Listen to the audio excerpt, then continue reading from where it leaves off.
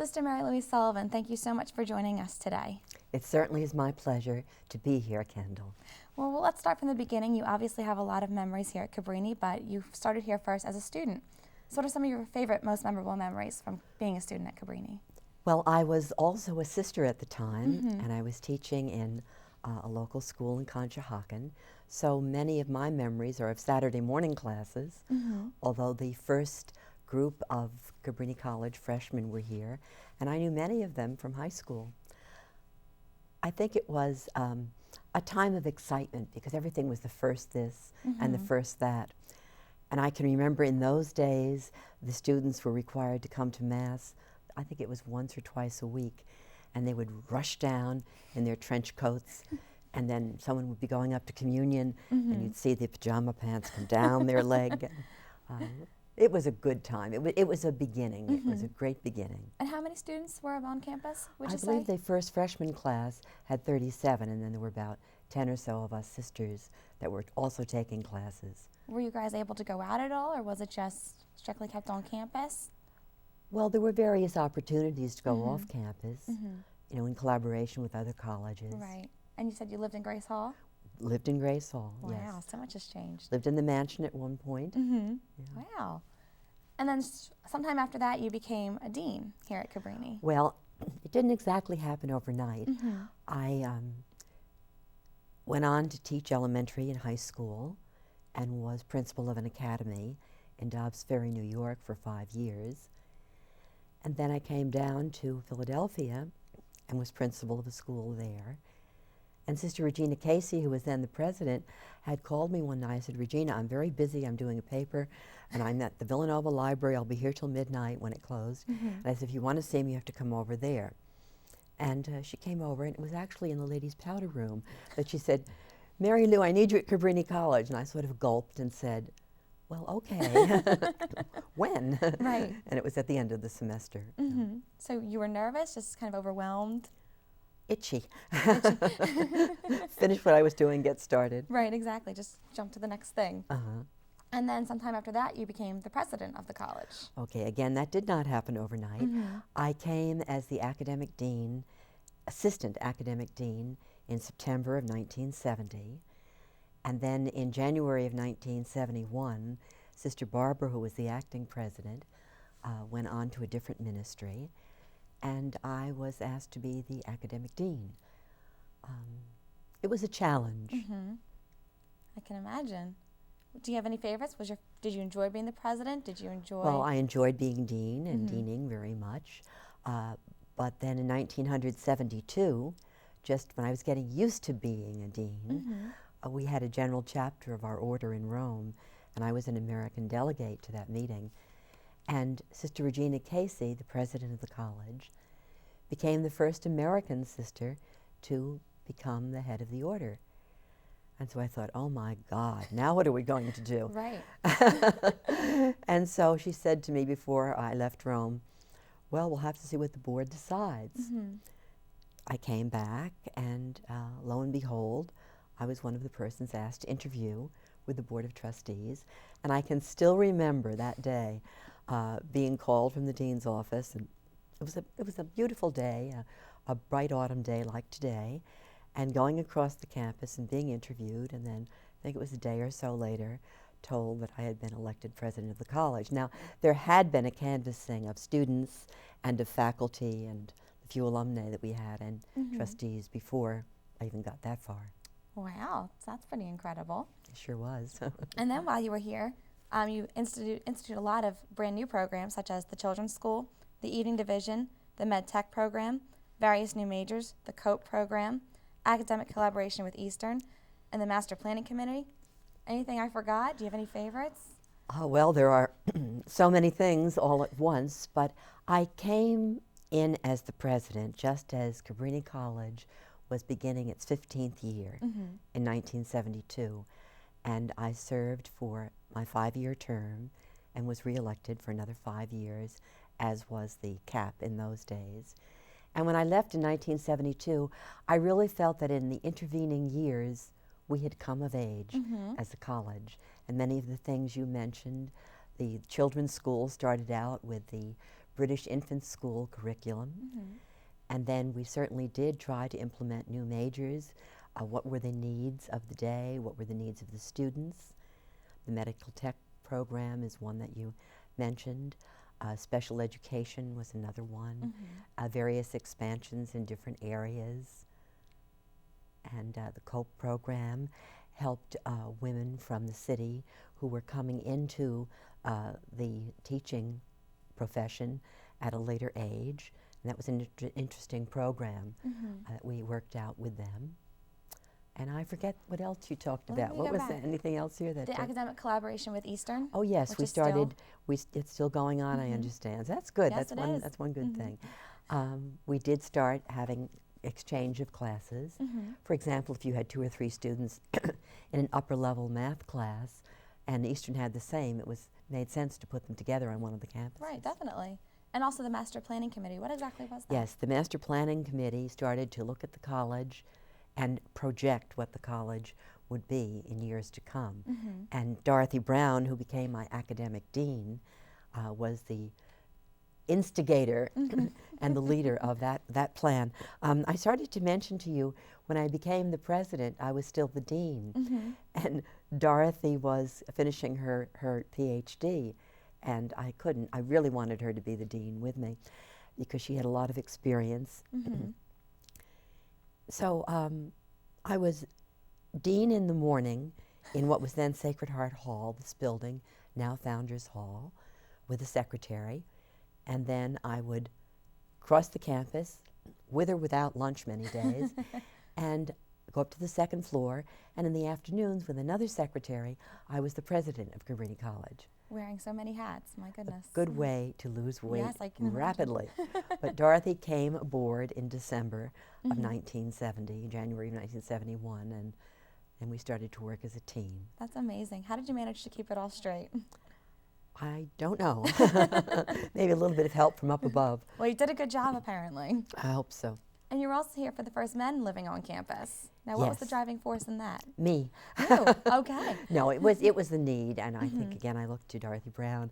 I think Cabrini made an excellent decision at an early time. As you realize, it's only this current year and last year that a couple of the area Catholic colleges have decided to go co-ed.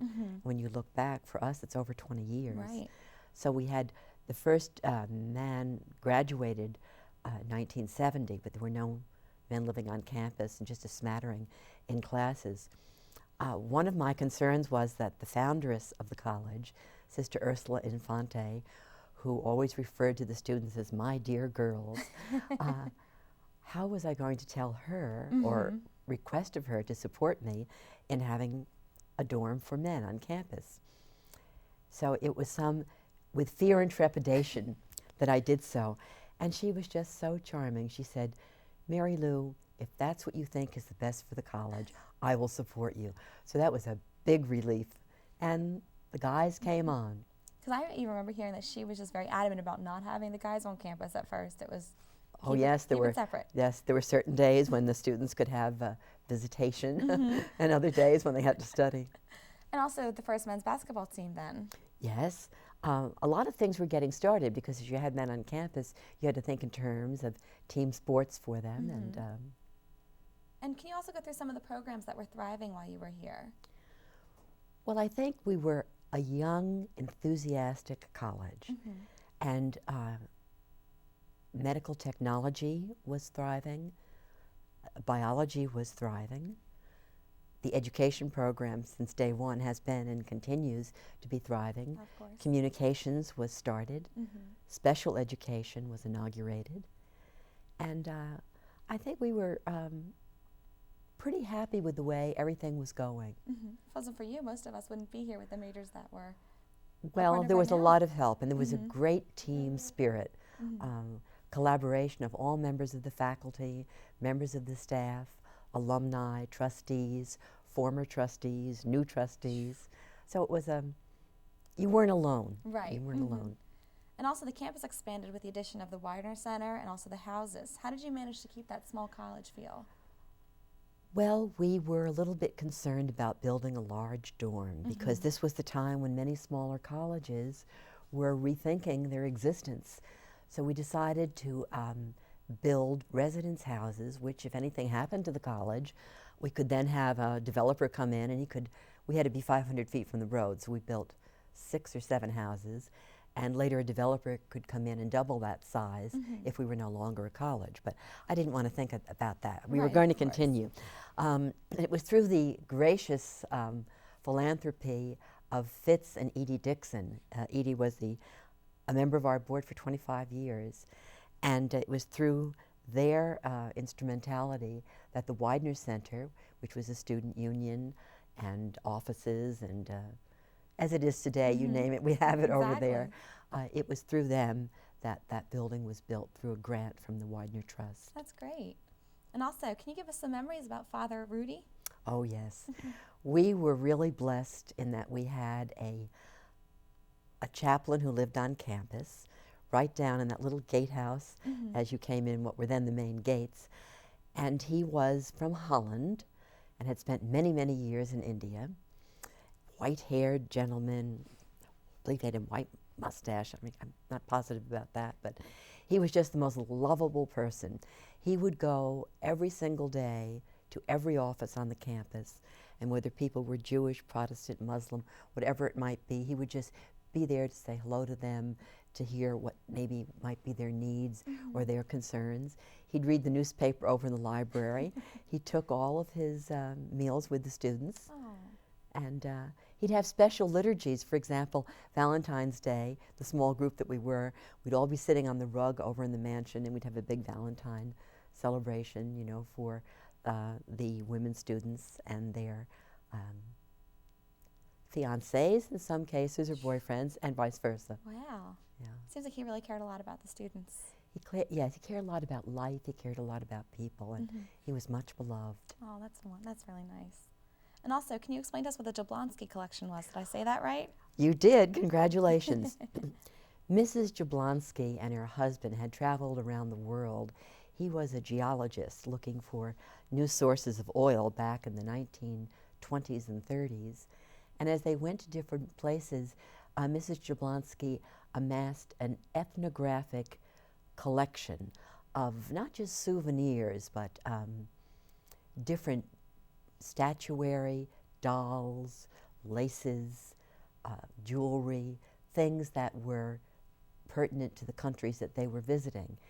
And she didn't have room for it in her house, and Grace Hall wasn't packed like it is today with every kind of office, and for a while there, you know, it was a dorm too. So we had about 6 classrooms, or 6 rooms were dedicated to the Jablonski exhibit. And people would come and see it and enjoy it. And then the day came when we had to say, Mrs. Jablonski, we're desperate for room. And so some of the collection went to Mother Cabrini High School in New York. Oh, that's nice. That's a nice memory. And also, what exactly was Sullivan Hall? Oh, dear. I was away at a meeting, I guess it was in Washington, D.C., and there was a lot of, pardon me, a lot of concern on campus about space to be a resident. And we weren't thinking, we had built the 7 houses, and we had turned a little building, Council Hall, into a men's dorm. And later on, the men moved into a section, I think vacated by the Jablonski exhibit. But we still needed more room. And the students were very adamant about this. So I came home from one of these educational symposia or whatever it might have been, and there was a tent, let me see, right adjacent to the library, and the tent had a placard in front called Sullivan Hall. Sullivan Hall. Now this was sort of a not too subtle hint that we should begin to think about a little more housing. Right. Oh, well, Sister Mary Louise Sullivan, thank you so much for joining us today and sharing your wealth of information. Welcome. And I wish you and all the other students a very bright future. I'm impressed with what you're doing here, communications. Pardon me, I did start the communications department. And thank you for that. The evening division. But we had a tiny, 1/3 the size of this studio, and a tiny little control room, and a very small radio station. So you've come a long way. And as I said at the very beginning of our conversation, we went from 1972 to 82, from being a teenage college to really coming of age. And I think that so much has happened since then, and Cabrini College is so much stronger and has so much more appeal to students of all ages. This is true. And so I am thrilled to have been a part of it, and I'm delighted to be back as a member of the History and Political Science Department. Well, we love having you here. Thank you very much. I had you in class, if I'm not mistaken. Yes, you did. History 108. History 108, yes, 20th century or 19th and 20th. I think I got an A in that class too. Oh dear, okay, don't spread that wide because then they'll think I'm an easy touch. Well, thank you again. Thank you You're very much. very welcome.